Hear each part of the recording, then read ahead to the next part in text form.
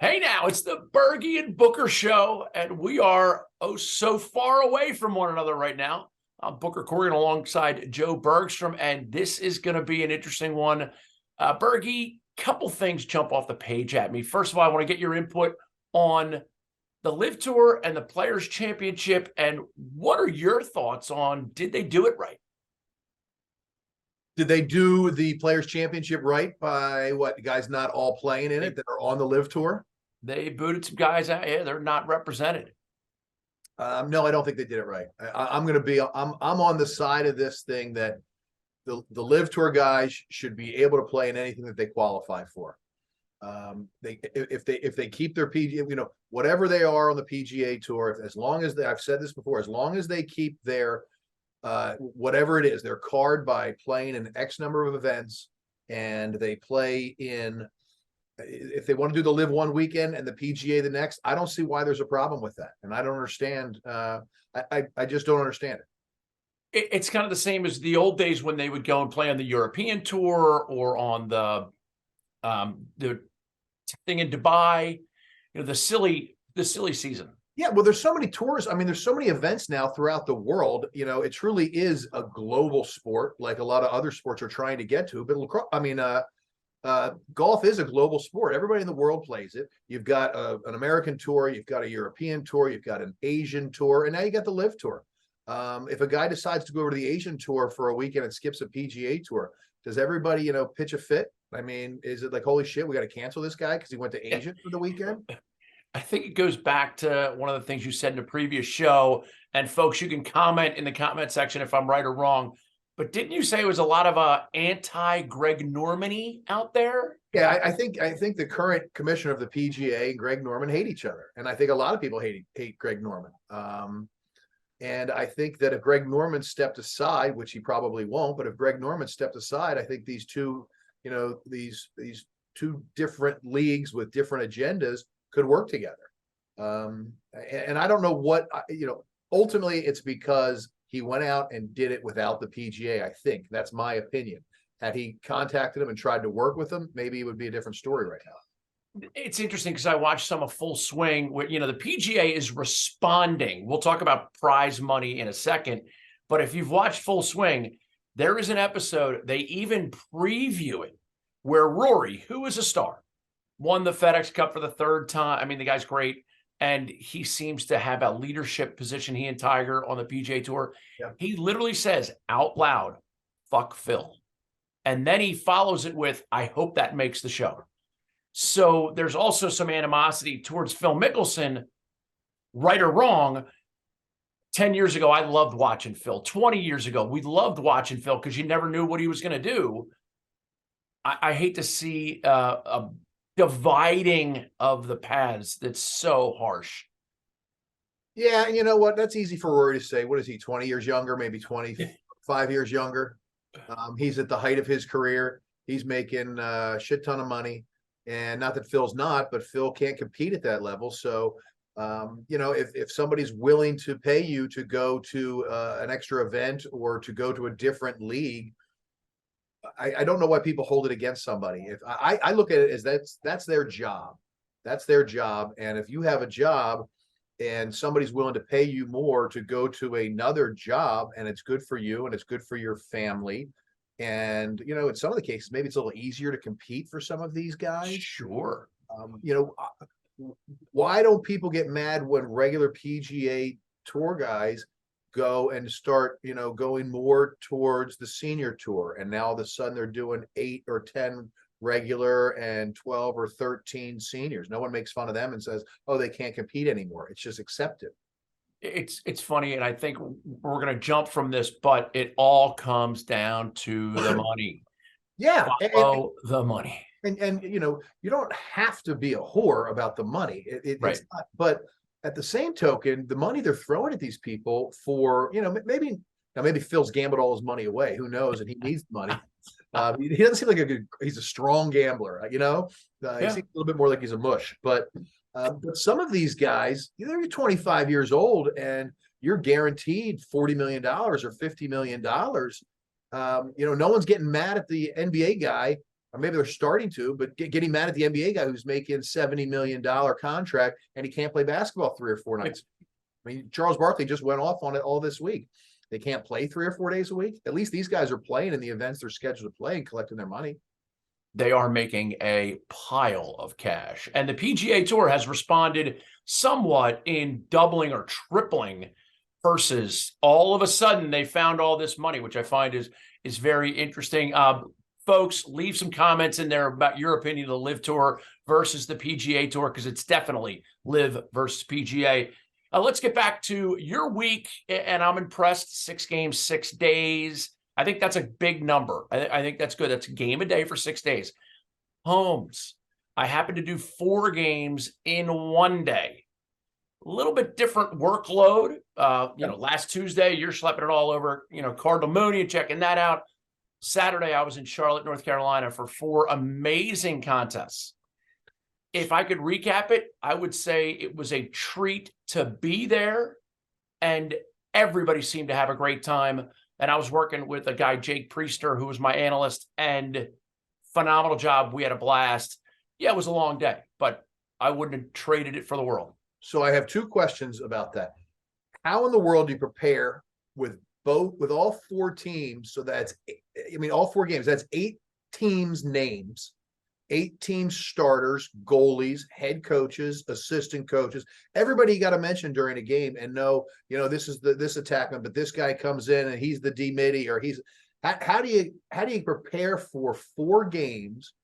And then probably an even bigger question, how do you sit and watch 4 lacrosse games without, tilting a few back? Well, post game, I had a seltzer. Yeah. It was beautiful. Got back to the hotel, chilled. Your first question is very complex in that the SIDs do a great job of bringing you information and getting it to you on Tuesday or Wednesday. The other thing is you start to prepare. Obviously I started 10, 14 days ago, just glancing at rosters and all this stuff. There's a kid Overbeck for Jacksonville who I mispronounced his name in the High Point Jacksonville game. But you have to also accept that a couple mistakes are going to get made, and that's not the end of the world, because you sit through 4 of those games and they were all phenomenal. The Wingate Limestone game, Wingate's a top 10 team in D2. Limestone's one of their rivals. They got after it. Wingate goes up by a bunch, and here comes Limestone roaring back, and somehow Limestone holds on for the win.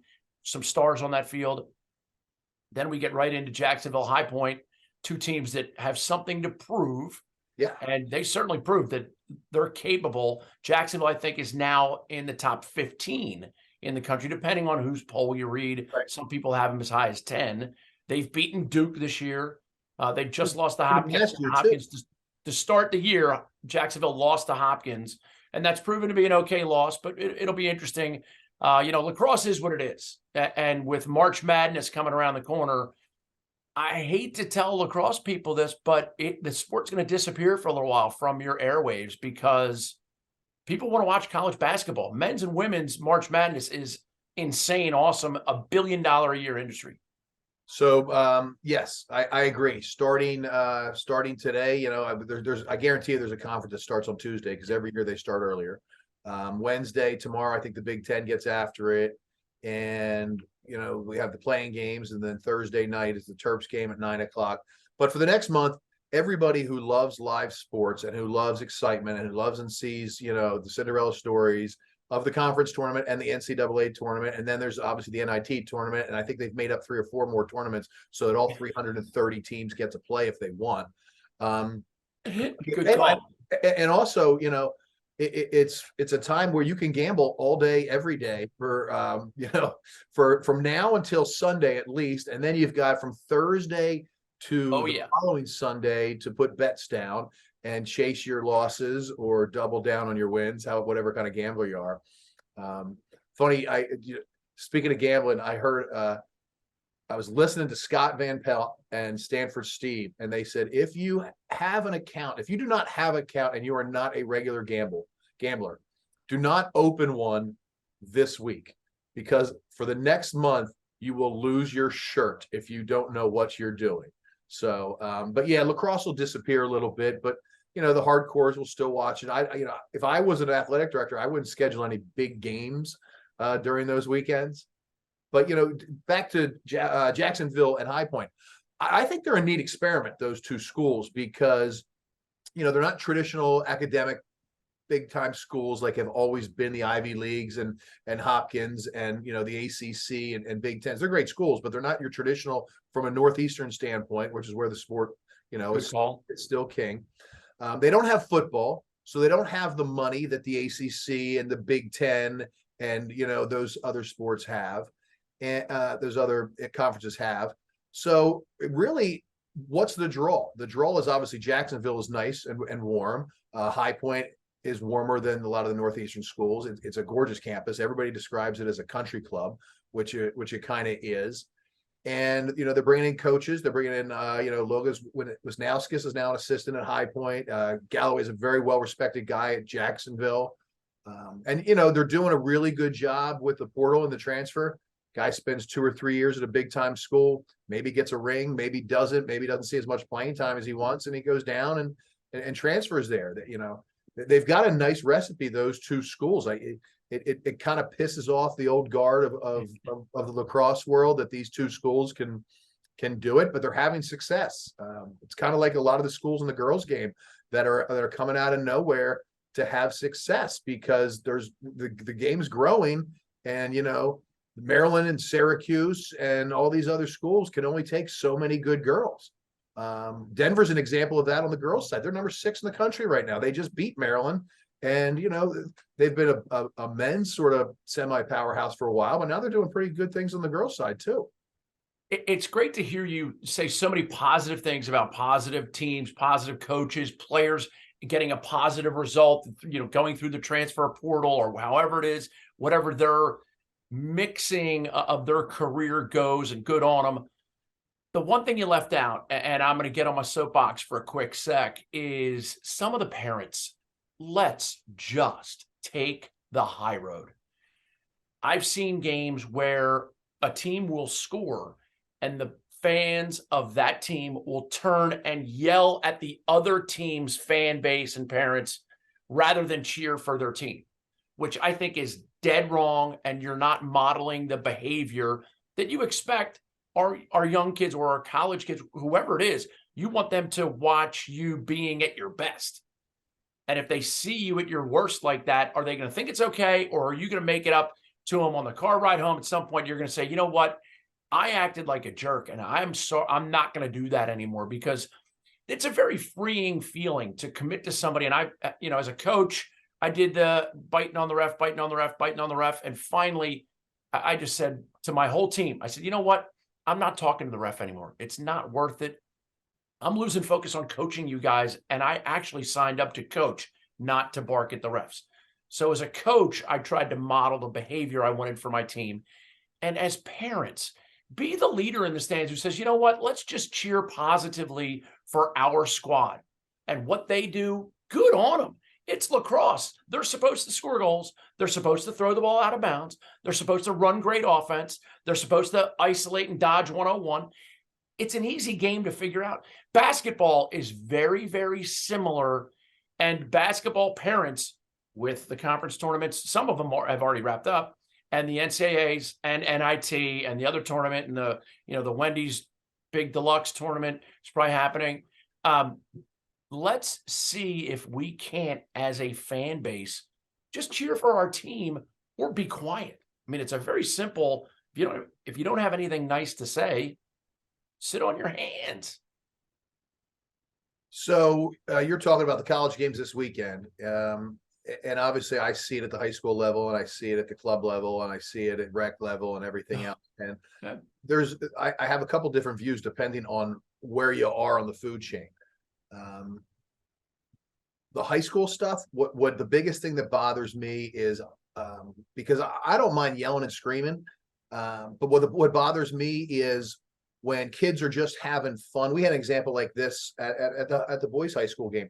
The student body was at a game. Okay, that's a big deal for boys or girls lacrosse players. It's not football. It's not basketball. Student body at the game, having fun, screaming, cheering, maybe going, "Oh, that was a bad call," or cheering for their team, or maybe a guy messes up and they say something, not negative, not cursing, nothing like that. And I saw parents yelling at students, and it's like, grow up. I mean, grow up. Now, and again, it's a different level. If you're talking about attacking the other team for having success, that seems kind of stupid. If you're talking, if you're talking about attacking your own team because they stink, or the coach is obviously not doing a great job, or something like that, I think we've all been there. I think every parent has been there. I think the biggest thing about me personally, I'll use me as an example. The only thing I really care about is if I feel our children are being either taken advantage of, or not being put in a good situation, or something's not fair. And I'm not talking about this show, I'm talking in the past. That's what's upsetting me as a parent, like when something's not fair. And I talk to a lot of guys that are in other areas of the country, and we talk about all sorts of sports: football, basketball, lacrosse. And you talk about when guys get hurt, when men and women get hurt, when their kids hurt. And I think that's where a lot of the emotion comes from parents about getting upset about things. But none of that has to mean you have to tell another kid he sucks because he just scored on your kid. Right. And I think that's what you're talking about. And it's just such a foul ball. And you go back to the human factor. Referees are human. They're going to make mistakes. Coaches are human. They're going to feel like they can ride this guy for one more play when he's actually just totally exhausted. I've seen it in basketball where you keep feeding the ball to the same guy, and the guy finally is like, dude, I've gone to the basket 10 times out of 10 possessions, and I'm a little beat up.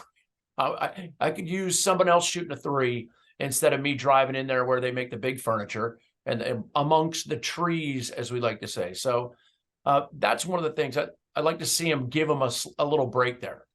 And there's a fine line too, because there's a lot of bad refereeing. And let's use Florida as an example for lacrosse.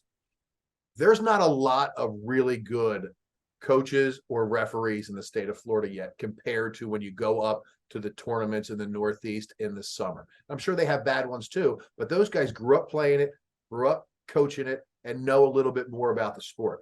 So again, I don't know the rules, so I don't yell at the refs in lacrosse. Girls game I do a little bit because I whistle every 30 seconds. You got to let something go every now and then. So the referee, the basketball referee, it's just part of the job.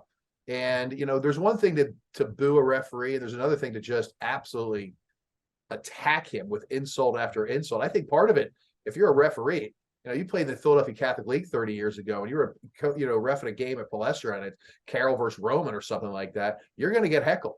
You're going to get booed, but it was all good, clean fun. We didn't know the guy's mother's name from the internet. We hadn't looked up his Instagram and attacked them all personally. And I think a lot of that is a big issue as well. And it goes to reacting to a call. And I think that it's perfectly appropriate to react to a call. But then when you keep on the same call, harping and harping, whether you're a fan or a coach or even a player, you let it go, move on, make the next play. Because it's, next man up, next play counts more than the last one. So that was on the back of our team t-shirt one year, the next one. Because even if we score a goal, we want to score the next one. So it'll be interesting to see folks putting in the comment section what they love about what they're seeing. All right. Let me ask you a question though. Like years ago, Duke was, very well known to be attacking people. Or the Michigan State game in basketball was like brutal, and they were attacks, but they were creative attacks. Like you said something funny and guys laughed. And because now everybody's got everybody's information, it's just, and everybody's a keyboard bully and everything like that. Yeah. I think that has gone from being able to say whatever you want online to being able to say whatever you want in the stands. And part of me, great point. And part of me feels like, I wish this was the vet, 30 years ago, and you just punched the guy in the face, and maybe you both went to beer jail at the bottom of the vet, but a guy got punched for saying something about somebody, where today it doesn't happen. It's interesting to see how it will evolve and where it's going to go next. Thanks for joining us. I'm Booker. He's Bergie. This is the Bergie and Booker Show. We do what we do. We do it pretty well. Cheers, buddy. Good to see you. Always.